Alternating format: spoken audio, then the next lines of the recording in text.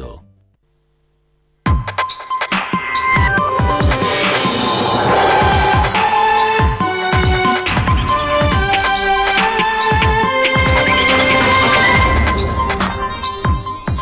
si placano le polemiche dopo i 2 giorni di sciopero dei medici di base e la discussione si infiamma sulla proposta di accorparli alle ULSS.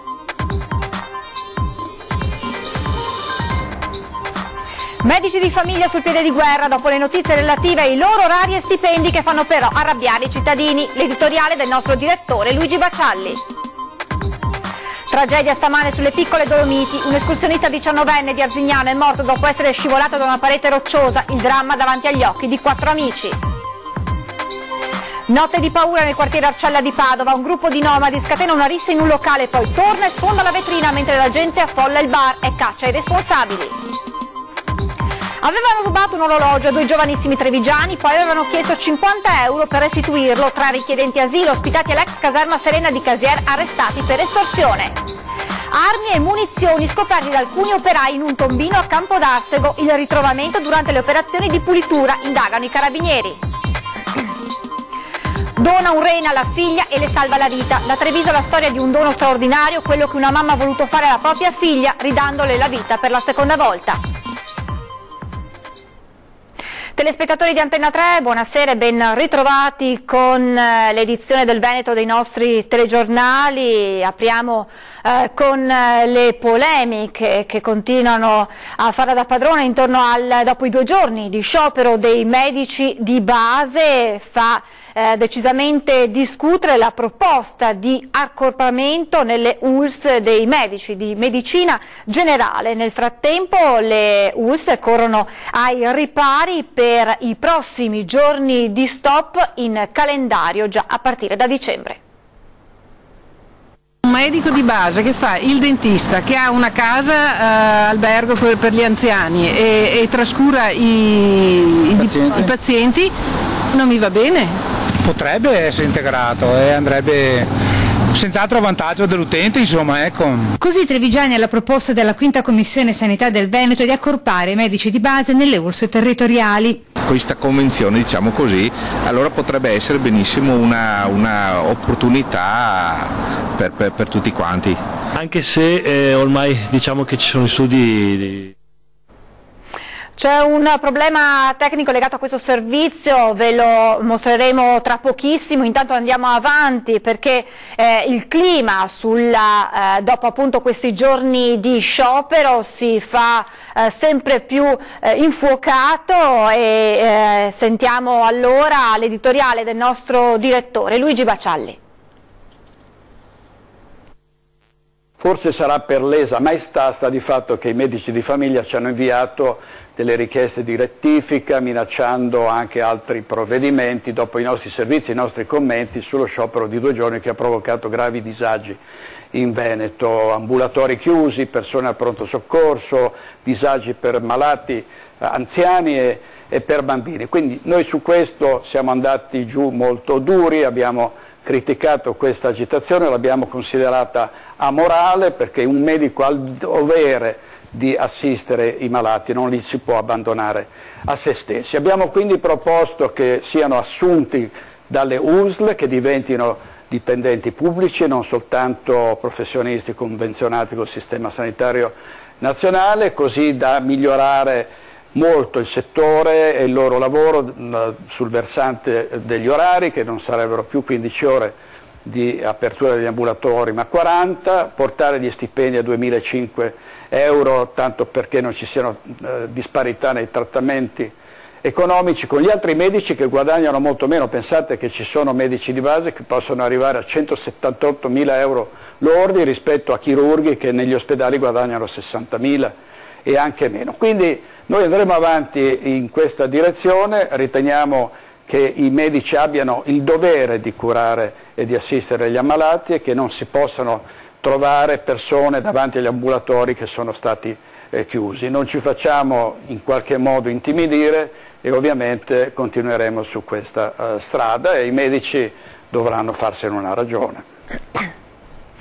Passiamo alla cronaca con la tragedia che si è consumata questa mattina sulle piccole Dolomiti nel comune di Recoaro, in provincia di Vicenza. Un giovane escursionista di 19 anni di Arzignano è precipitato da una parete rocciosa davanti agli occhi dei suoi compagni di cordata.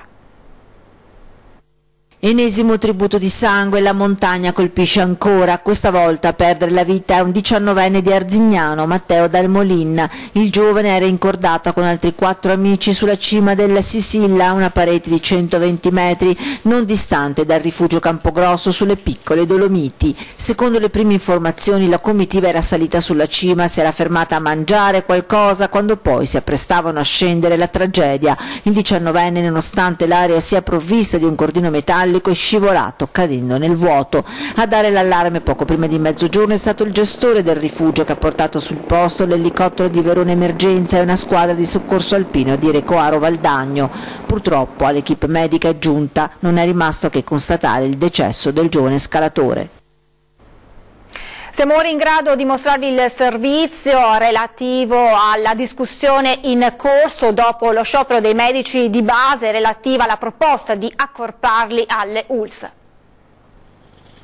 Un medico di base che fa il dentista, che ha una casa albergo per gli anziani e trascura i pazienti, non mi va bene. Potrebbe essere integrato e andrebbe senz'altro a vantaggio dell'utente, insomma, ecco. Così Trevigiani alla proposta della Quinta Commissione Sanità del Veneto di accorpare i medici di base nelle ULSS territoriali. Questa convenzione, diciamo così, allora potrebbe essere benissimo una opportunità per tutti quanti. Anche se ormai diciamo che ci sono studi di medici insieme, quindi si dividono le spese, le spese di ambulatorio, quindi hanno già poche spese e guadagnano tanto. Invece che fanno il sciopero, di andare a lavorare su ULSS dove dicono tutti no, così prendono il stipendio normale come prendono tutti. Bisognerebbe che ci fosse la qualità dei medici, perché effettivamente man mano che vanno in pensione certi medici c'è una qualità sempre un po' più bassa di professionalità a volte. E intanto la direzione ospedaliera di Treviso ricorda come i colletti bianchi in reperibilità siano già stati preallertati per il pronto soccorso per supplire all'assenza dei medici di base per la prossima agitazione prevista nei 3 giorni di dicembre. Metteremo anche un medico reperibile, di modo che nel momento in cui si crei la situazione che è stata determinante per creare la lista lunga di chi attendeva in pronto soccorso, metteremo un medico in più che chiameremo per rispondere in tempi brevi alla richiesta delle persone. Torniamo alla cronaca con la notte di paura vissuta nel quartiere di Padova dell'Arcella. Un gruppo di nomadi prima scatena una rissa, poi si allontana, alla fine ritorna e sfonda la vetrina del bar, in quel momento affollato da molti clienti. La rissa esplode sotto gli occhi allibiti dei clienti, si sente la gente che urla basta, basta. Il locale Gasoline all'Arcella a 00:30 è affollato di giovani quando il gruppo di nomadi entra in azione. Sono 5 o 6, arrivano al bar già ubriachi e chiedono delle birre. Al rifiuto del titolare scatta la violenza, si scagliano contro il barista, poi non contenti escono. Tra di loro pochi minuti dopo tornano a bordo di 3 mezzi. Uno di loro alla guida di un furgone sgomma e si scaglia contro la gente che riesce appena in tempo a spostarsi. Finisce contro la vetrata del locale che va in frantumi. Nel trambusto un ragazzo riporta leggere ferite alla mano, ma il gesto folle del nomade poteva avere conseguenze ben più gravi. I clienti, in preda al panico, riescono ad avvertire le forze dell'ordine. Sul posto arrivano polizia e poi anche i carabinieri. Il gruppo di nomadi però riesce a dileguarsi, ora è caccia all'uomo. Fondamentali sono le immagini delle telecamere di videosorveglianza del locale e della zona. Molti testimoni che sono riusciti anche a prendere le targhe dei mezzi. Tutto il materiale nelle mani della polizia, che ora dovrà identificare i responsabili della notte di follia. Estorsione, tentata estorsione, 3 arresti da parte della polizia di Treviso. I responsabili sono 3 migranti ospitati nell'ex caserma Serena di Casiera nel Trevigiano. Da richiedenti asilo a estorsori, protagonisti della vicenda, 3 immigrati nigeriani ospiti a Treviso della Serena. Ieri pomeriggio l'arresto dei 3 da parte della polizia, proprio mentre cercavano riparo dentro le mura dell'ex caserma. Ma per risalire ai fatti bisogna andare a ritroso nel tempo di 2 giorni. È mercoledì pomeriggio quando il 30enne nigeriano conosce a Dosson di Casier 2 amici trevigiani di 20 e 24 anni. Parlano, scherzano e ridono e così il nigeriano, attratto dall'orologio dei 2, se lo fa consegnare per ammirarlo, ma scappa con il mal tolto. I 3 però si rincontrano casualmente il giorno dopo in via Pindemonte, cioè nei pressi della caserma.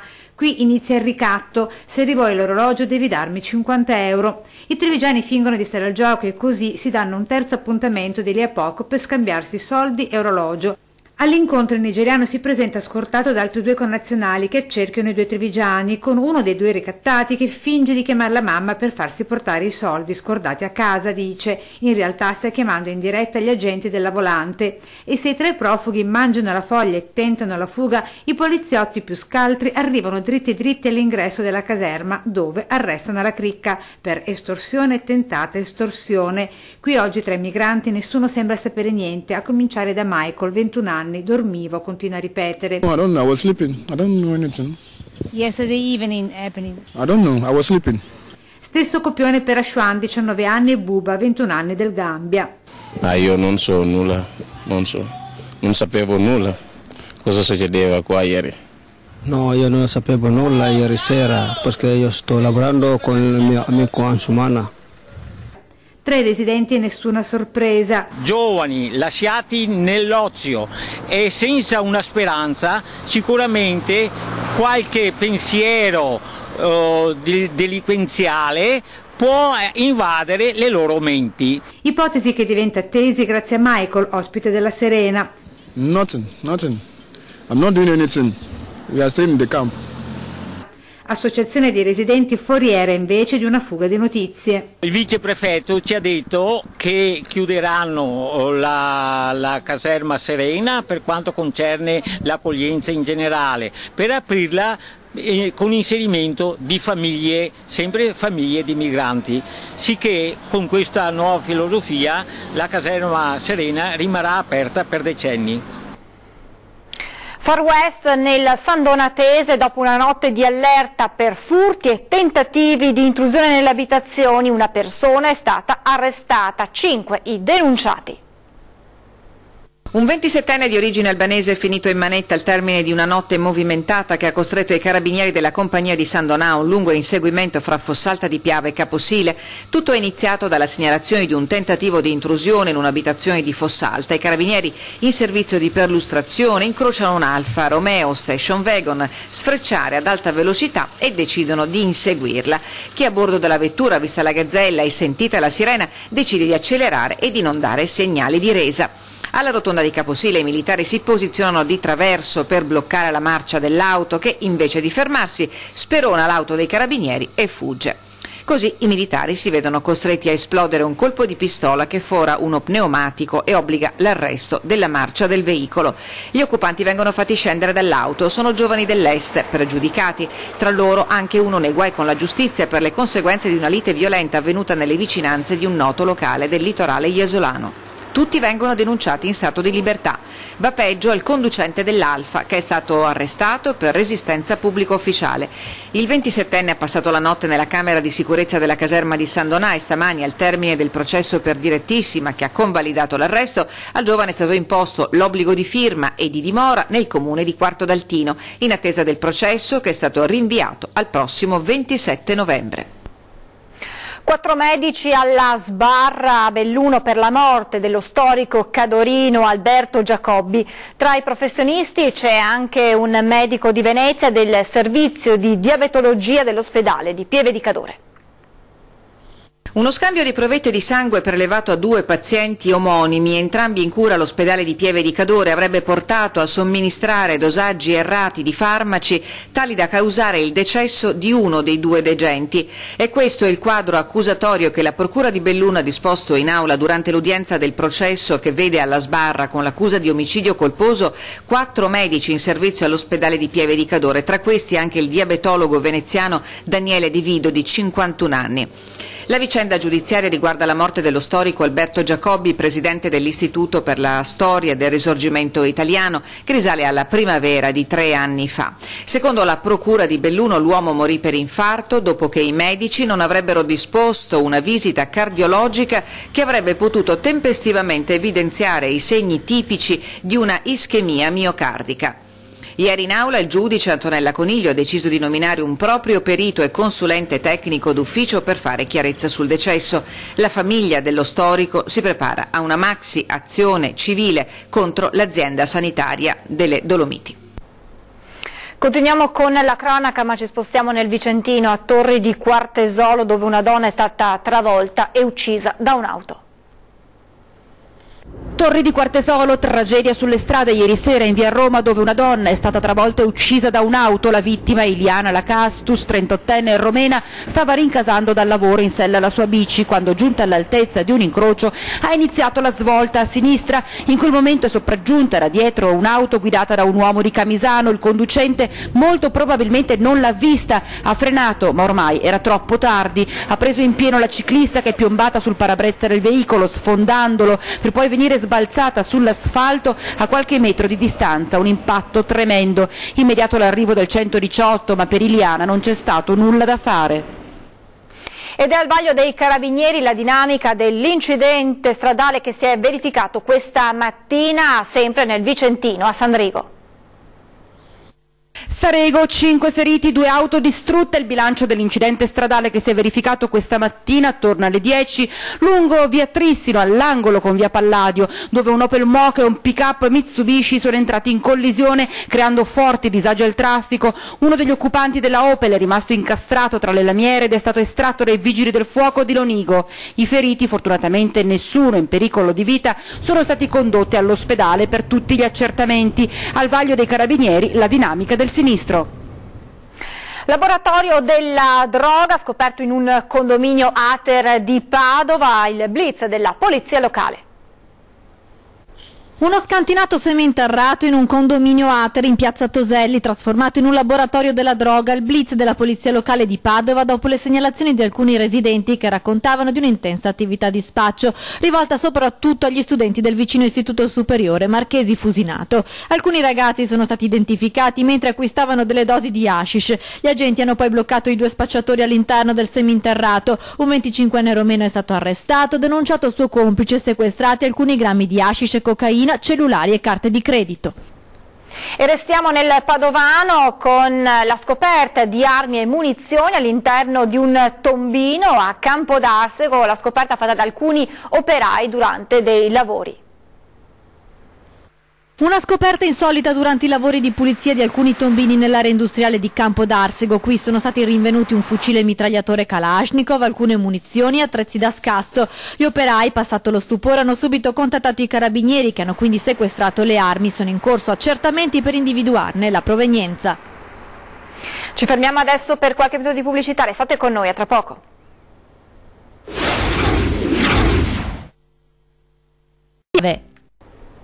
Seconda parte del notiziario del Veneto che si apre con la storia di una mamma che ha donato alla propria figlia un rene, lo straordinario gesto d'amore di una madre trevigiana.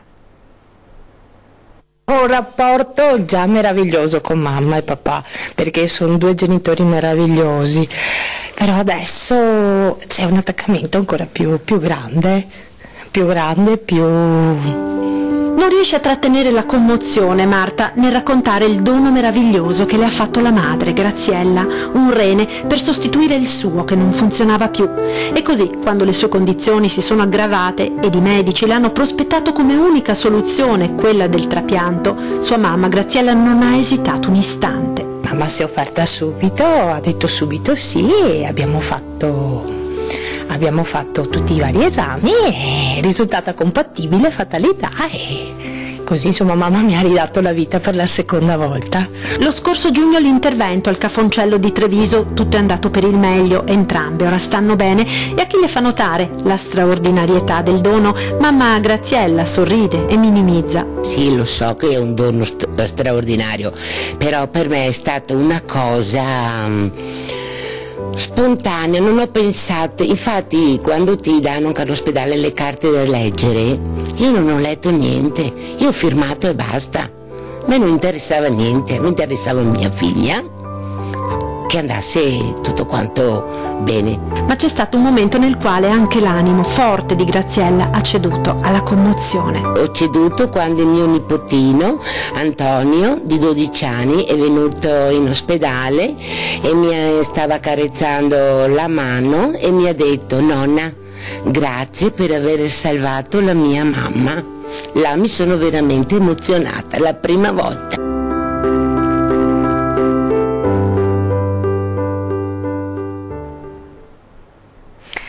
La programmazione di Antenna 3 si arricchisce con un nuovo appuntamento. Da lunedì 13 novembre alle 21:15 inizia una nuova grande avventura per la nostra emittente. Tutti i lunedì infatti andrà in onda Ring, la politica alle corde, il nuovo talk show in prima serata per raccontare e capire insieme a voi i temi di attualità politica e la cronaca dei nostri territori. Vediamo.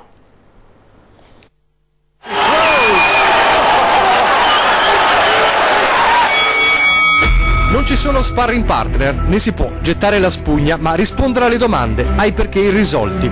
Non un semplice talk show, ma un modo per raccontare e capire insieme a voi i temi di attualità, la politica e la cronaca dei nostri territori. I grandi cambiamenti, l'autonomia, le promesse della politica messe alle strette, alle corde. 4 ospiti sul quadrato in una scenografia che richiama proprio un incontro di box. È Ring, il nuovo talk show di Antenna 3 che ogni lunedì dalle 21:15 metterà a confronto idee e fatti, problemi e soluzioni. Ospiti in studio dunque, ma anche approfondimenti, interviste, collegamenti in diretta e il vostro fondamentale apporto. Domande e commenti di voi telespettatori attraverso i social di Antenna 3 e al numero di SMS 351 175 5340 per avere un filo diretto con l'attualità. Si parte lunedì prossimo 13 novembre, in studio fra gli altri il governatore Luca Zaia, il direttore del Gazzettino Roberto Papetti e il condirettore dei quotidiani Finegil Paolo Cagnan. Il gong è pronto a far scattare il match e se Andrés Suárez diceva che in politica la saggezza è non rispondere alle domande e l'arte è non lasciarsele fare, questo a Ring non accadrà. La politica messa alle corde, senza sparring partner e senza gettare la spugna. Appuntamento dunque lunedì prossimo a partire dalle 21:15. Con il prossimo servizio invece onore alle vittime dell'eccidio dell'11 novembre del 1944.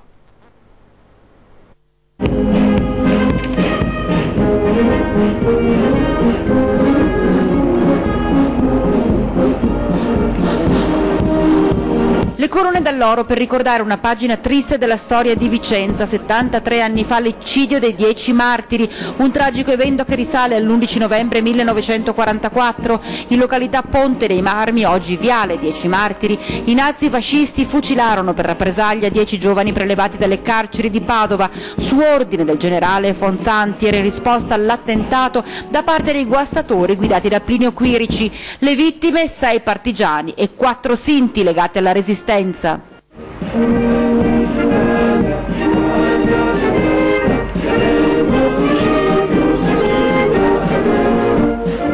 oggi, a decenni di distanza, si è voluto rendere omaggio a questi martiri strappati alla vita dalla brutalità dell'uomo e il silenzio per un commosso e intenso commiato.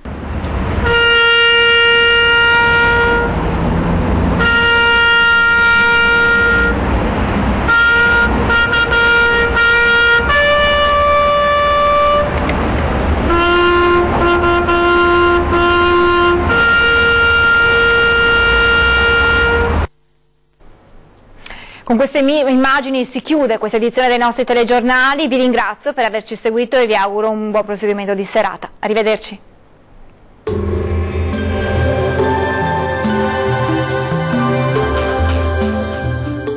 Termoidraulica Susin. Se compri una caldaia, in omaggio il condizionatore. Termoidraulica Susin a 0 branco. Ben ritrovati al meteo di Antenna 3. Giunge una certa instabilità sulle nostre regioni, ma vediamo il dettaglio per capire meglio dove saranno possibili le piogge.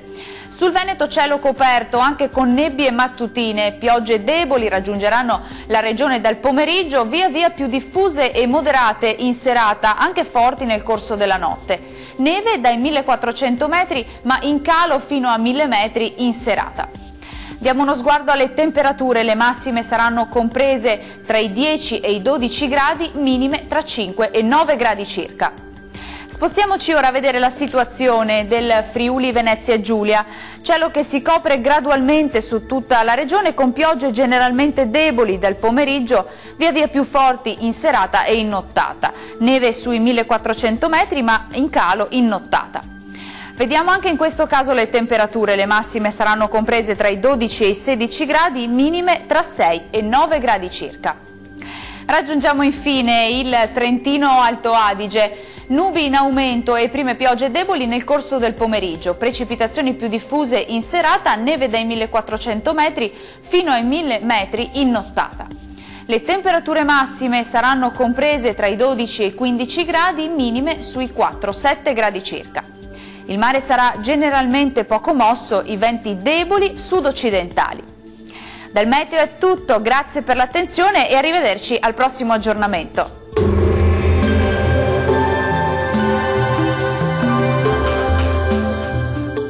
Termoidraulica Susin. Se compri una caldaia, in omaggio il condizionatore. Termoidraulica Susin a 0 branco.